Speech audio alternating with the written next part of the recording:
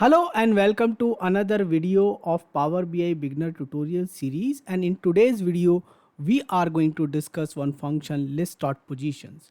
So let's jump onto the Power BI and open Power Query. So home tab, transform data, we reach to the Power Query. So list.positions is going to give us the position of every element in the list by index. So basically it's going to transform that list into the indexes. So let's go ahead and quickly create a blank query, new blank query, and in the blank query go to the advanced editor and then put a list out here.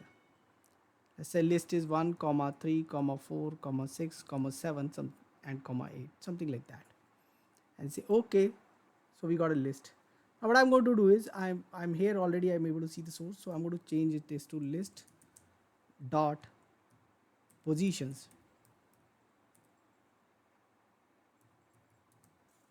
and I'm going to say right. So it's giving some error because we have not given the function. So list.position is a function. So now we are getting the positions. So basically the indexes. So 0, 1, 2, 3, 4, 5, 6, 7 is the index. What happens if you have a null value? Does null value get an index? Yes, null value also gets an index.